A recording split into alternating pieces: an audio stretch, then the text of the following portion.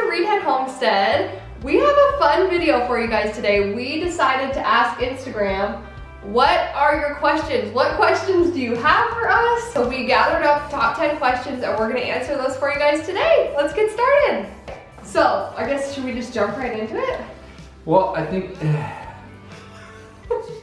we should. Guys, we were like, please ask us questions. Otherwise our video is going to be very boring. But which was really funny because a lot of you still asked for our grocery list. Yeah. I was super surprised about it. I was like, really? You want to know what we get?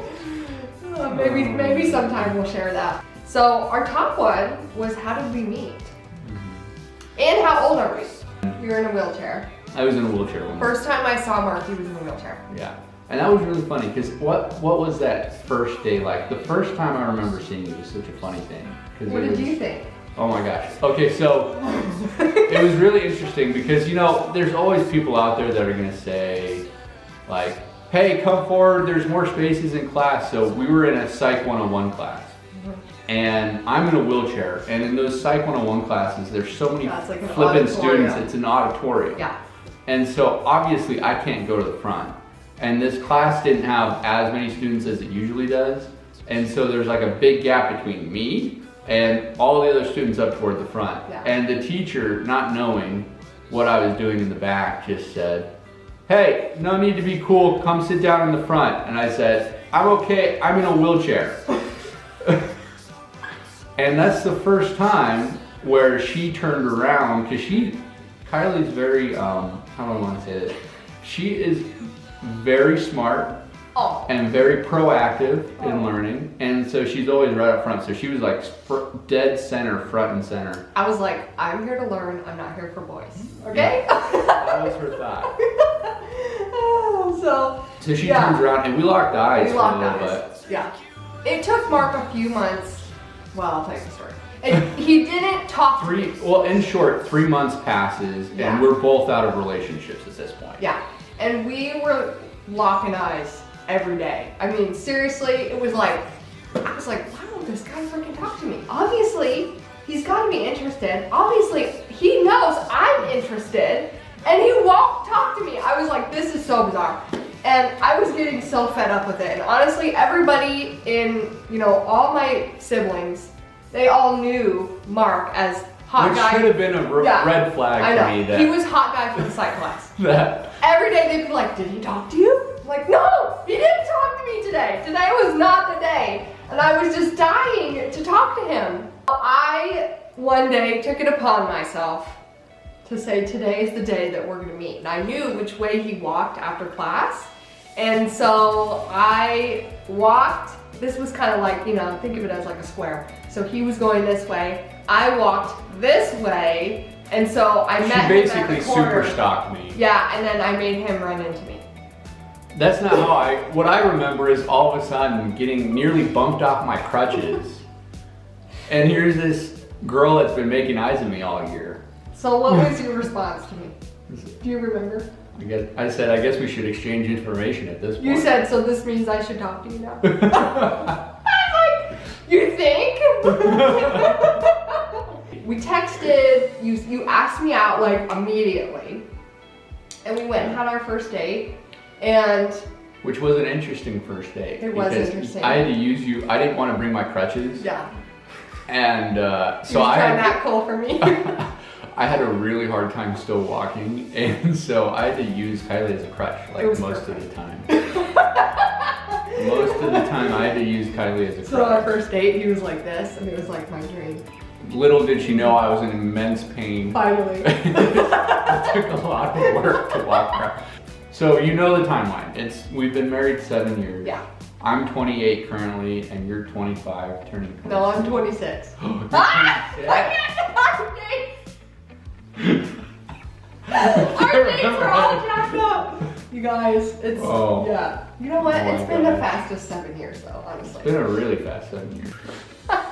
On the meeting. We're reminiscing. Okay, so what do we do for work? So I work 2 jobs. I work in finance and then I do mortgage originating part-time. And you? I work in corporate. I'm an administrative assistant. So yeah, we kind of have We typical daytime jobs, you know, full daytime jobs. So We're usually unavailable 7 to 6. pretty much. Typically it. Yeah. So Yeah. yeah, normal everyday jobs. So how do we balance work and projects? Yeah, that's a good segue into that. The number one thing that We I don't. would say is that you can't, You can't. but you have to accept it Yeah.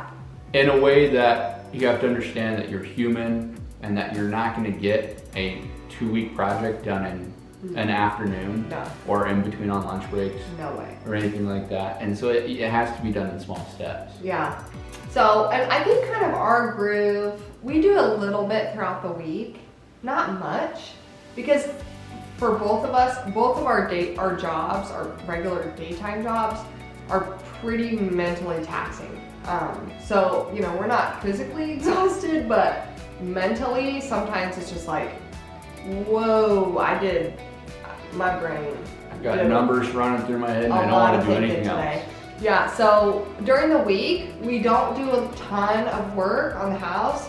I'll try to do like little things here and there, especially if it's something I enjoy, like painting. I will do that. But like actually going out, like building a barn door or doing what, like, Yeah. we don't even mess with any of that during the week. And instead, like, you know, we just kind of try to do our hobbies during the week and kind of keep our lives on track a little bit. And then the weekends we do projects. So And the other key thing there too is to get comfortable conquering and dividing, absolutely. and to trust each other to do things. Trust is a big part of it, guys. Because Yeah. if you're going to do it on a faster paced situation, you also have to trust and then accept what the other person's workmanship is going to be. Yeah. And that's why you'll see I do a lot of like the heavy demolition, backyard work, dirty, dusty things, because I don't have a fine hand. My hands are real shaky most of the time. And so when it comes to exact detail, you'll see Kylie doing a lot of the fine end work. And I think that's really what made you start doing all this, is that you didn't want to rely on me to do all the things. We came into this house and I quickly realized that it was not fair of me to ask Mark to be doing all these projects that I wanted done, because he has his own things that he wants to do, and you know, and they're not usually always project related too. I mean, you're not like, I love the saying that you say. How do you put it? what? We have to get on each other's schedule. Yeah, exactly. I have to get on his schedule. If I want help with a project or there's something that I want done, I gotta get on his schedule, because he's got things that he wants to do and I respect his schedule, he respects my schedule. My schedule is very, very different compared to his schedule. It's like, for me, I'm like, okay, done with this project, let's do another one. And he's like, let's schedule it out. We've got a 30-year mortgage. We've got 30 years to get this house done. That's his thought. And I'm like, no. Like, if you're focused on the DIY projects, guess what? My house is not getting cleaned. Oh yeah. Guess what? The yard work isn't getting done. So Mark and I have really learned to divide and conquer, because it's like, he can go out and do the yard work or help me with the dishes or whatever, you know. So we definitely don't have like the traditional, like, oh yeah, you're the woman of the house, you're the man of the house. I mean, we do in a sense, but yeah, we're very 50-50. If you guys are going through a renovation, you know, with your house, you're probably doing the same thing, learning with your spouse, like, okay, Mark, I need your help with this. Kylie, you can handle this. And we just knock it out together and work together, but we're always having fun. we're always having fun. Okay, so next question, is this our first house and how long have we lived here? So, no, this is not our first house, this is our second house. And we loved our first house. We started in Well, I an shouldn't say apartment. we loved our apartment. We look back now Yeah, and we're like, we're oh like, my gosh, apartment has gosh no dang, responsibilities. Simpler times. You don't have to fix anything. You don't have to build anything. The Yeah. pool's always clean. Yeah. Oh my gosh. It was so fun. We had a lot of fun in our apartment. And then we bought our first house and loved that house. I was not into DIY at the time. She was not into DIY. We bought a move-in ready house. Yeah, move-in ready. I wanted it to be, you know, a tall order for your first house, okay? And now, it wasn't a big house. No, it wasn't. Our last house was 1,300 square feet. It was built in the 1950s. and it had been fully renovated, so it was totally moved and New ready. flooring, new bathrooms, new countertops, and It was so cute. everything was really cute and quaint. It was like, it could not have been a more perfect first house for us. Oh yeah. And honestly, I for a long time was like, we can live here forever. But we quickly grew out of that house. Yeah. So this house, so we have been here for about a year and a half. And So this came up, and it's literally right down the street from my parents, right Yeah. down the street from your dad. So my dad lives actually in the same neighborhood. Mark's parents live 5 houses down from us. So literally on the same street. So yeah, when this house came up, I was like, oh my gosh, we have to have it. Yeah. So that's kind of how we. That's exactly what she said. That's And she shows me the house. And I'm like, the first thing I see when she shows me pictures, before even walking into the house, the first thing I say when I see pictures, I'm like, we have so much work to do. Yeah.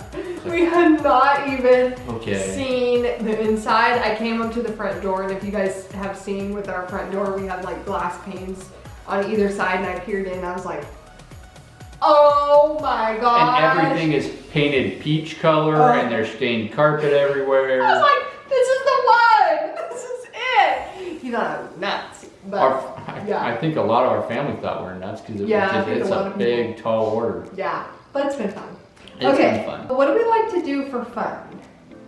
You know, we're pretty active. Yeah. We like to just do active things for fun. So we'll go on bike rides or walks together. We love riding bikes. We've been really getting into camping this last year. Yeah. And so as you all know, we had a bigger toy hauler. Now we're going down to a small travel trailer. We got some big plans coming up. You're Yes. gonna see some more Reedhead Homestead on Wheels edition at Yes. some cool places coming It's up. gonna be fun. We play backgammon occasionally with each other. We love backgammon. It is a great couples game Yeah. because it really teaches you how to be competitive and loving and not take things personally all at the same time. It's been really great having family around, and that's what we do a lot of the time besides being active is we have family so close, so we spend time with family. Yeah. It's been fantastic. So how are the floors holding up? Wonderfully. Fantastic. So we've had like basically no issues. Yeah. No issues. Even with the dogs being here, you know, like we said, we've got 3 big dogs, no problems with their nails, with, you know, nothing. So People walking in and out with their shoes. We thought we were gonna have people take their shoes off, for but sure. no scratches whatsoever so far. No. And the other crazy thing is that if you think about it, all Kylie did, I should say, because she thought of it, I was not even thinking about it in my head. She put felt underneath everything that you sit on and that moves. So all the chairs, all the stools, all the couches, so the furniture. If you put felt under it, like those little felt round pads, everything works out great, it doesn't scratch it. Everything's totally fine. We loved this question. I'm buying a fixer-upper. Where do I start? So like we started off and we're like, okay, first thing that's gotta go out of here is the orange paint because Kylie hated the orange paint. Yeah. So you just spend a week painting. Yeah. And then the second thing was, you know what, these carpets are real ugly, I can live with concrete floors. Yeah. So then you tear everything out. But you just ask yourself, you know, what can I do that's cost effective right now that is all it's gonna take is my own time and that will make it living here just a little bit more doable. Feel a little bit more like home. The other piece of kind of prioritizing projects for us, what's probably gonna be one of our highest expenses? Flooring, a kitchen, or a new roof, which we do need a new roof. Well, we've got 3 years. We've got a little bit of time. So we talked about those 3 things in detail. At first we thought, you know, I read some articles about when you're renovating a house, the first thing you gotta do is you start from the ground up. So you're gonna start with your floors. Well, you know what? Maybe in a perfect world when you're doing a new build. But not when you're doing if we had brand new floors and we were doing what we did before, which was tearing out the kitchen, tearing out anything. We've torn out so many things in this house that we would have ruined our brand new floors, or it would have been a pain in the butt because you've got to cover your brand new floor. Yeah. So we thought what we wanted was, okay, you do paint and then you take out and you do flooring later. So you take out the flooring and you do it absolutely last because then you can match it to what the rest of your house style is. Yeah. And I think what we ended up landing on was, well, what's really the most expensive thing in the house that is so ugly, but we're in all the time? And it was the kitchen. You just have to look at your budget. Oh yeah. And you have we to were go, very fortunate. Yeah, you just have to go, you know what can I make work with this budget that's going to be a big impact? And you start there. Mm-hmm. There is really no wrong starting point. Oh yeah. And sometimes we're planning for this project and then something comes up, like, you know, our pavers, we were really fortunate that we were able to get a good deal on them, and we're like, we're not budgeting for that right now, but that's a good deal, so let's do it. Yeah. And so sometimes you just have to shift gears and do a couple things. And you know what? I've had to like really realize at the end of the day, it's all gonna get done. So it might not be in the perfect magazine order of this is exactly what you should do at this point and this is the steps of how you should do things. It's gonna be a hot mess. You know, I mean, it just is. There have been times where the inside of our house, we had all of our tools in the house and we were sleeping next to our tools because we were renovating some other room. Literally. So no joke. we were eating breakfast next to the miter shop. I think our dining room, when we were going through the kitchen, our dining room looked like the garage. Like, it was, whoa. I read an article when we kind of first had moved in, and it talked specifically about the kitchen, you know, how to remodel the kitchen. And I wish I could remember who this gal was because I would totally give her a shout out. But she talked about look at your project as a whole, decide what you are comfortable doing, maybe what you're comfortable learning how to do, and what you are not comfortable doing, and divide it out that way. So at that point in time, I was like, cabinets were like I don't even understand. So now, having seen how the cabinets go in and how easy it was, I'm like, we could definitely do that in the future if we ever had to come across that again. But that was something at the time. I was like, I don't know how they go in. I don't know how the countertops, you know, I'm not going to install countertops, like that's way out of my realm of wanting to even learn how to do. So that's really how we broke up the kitchen, is just kind of deciding, okay, this is what we need help with, this is what we're okay with learning, this is what we're not okay with doing, and it worked out. All in all, if you are buying I love this question so much. If you are buying a fixer-upper and you're just overwhelmed with where to start, do not let the thought of where do I start keep you from starting. You know, just start. Start wherever you're comfortable. Even if it's just painting the walls. You are gonna always feel, shift gears. Yeah, you can shift gears at any moment. It's not gonna be perfect. It's probably gonna be messy. If you are the type of person that it is perfect, holy cow, I need tips from you. But our experience is that it has just been a learning experience, and you just kind of go with the flow, and you have fun, and it gets done. That's really it. What made us want to start YouTube? So as you guys know, my family has a YouTube channel. They've been doing YouTube for probably like 5 years or something like that. Crazy middle. Knowing that my family has had a YouTube channel, of course, that has been something I have been able to see I've been fortunate to see really the back end of things. And you know what? It's never that I don't think that we didn't want to do YouTube, because we have talked about it so much, but the reality is we just have never ever had the time. We still don't have the time. This has been one of the hardest things to balance, having a job, renovating a house, and trying to have a little business. That, and we're pretty much very private people in our private lives too. The only people that we really talk to about anything other than like, hey, how's your day going? How's the weather? Is our family. Like even at friends, we're like arm's length, because we're naturally private people. That's how we click. We also felt like we're at a point in our lives where we feel like we have something to share. I mean, back in our old house, I mean, you know, we did projects there, but not. Yeah. I mean, it was just like over the course of the 4 years that we lived there, we did a few things. And we are, it's so weird to say this being on camera, but we are very private people. And at the time, it was very unappetizing to think, I'm going to put myself out there and document it. And it seems like something that's going to be really good going forward. It'll be really good to document and look back and be able to like see our family members on video and things like that. It's really cool. I think the really big thing that started it is we were posting photos of our kitchen getting renoed on Instagram on our personal accounts. On our family, we were constantly getting questions from our family and some extended friends. Yeah. And it was like, okay, well, might as well do a channel on it, because then everybody would see it. Yeah.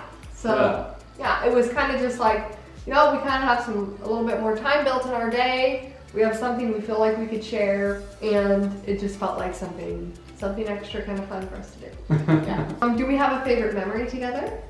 We have all of our memories have been favorite. We've been really lucky. We've had nothing, even in the bad memories. We look back on the, even in some of the bad stuff that's happened. Not like that we've ever gotten in fights with each other, No. because we've never had a big fight. I mean, we've been together, I mean, this is married 7 years, together 8 years, and it's like we've never had a big blowout, mash-up fight because we've always been honest with each other. But when we say bad things, it's like when tires blow out or when we're facing something that we've never experienced before. Yeah.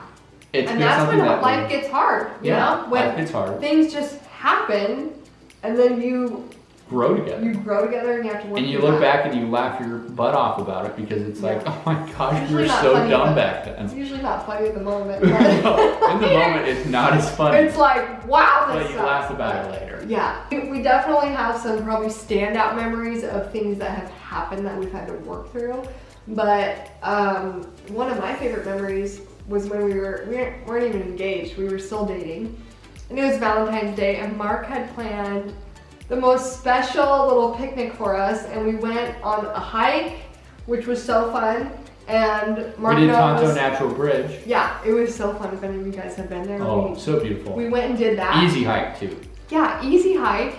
And Mark had packed us lunch and iced coffee, and like he went all out. It was so sweet, and we just had a really, really fun day. A really fun day. It was so fun. That's probably definitely one of my top favorite memories that we've had. Do you have a favorite memory?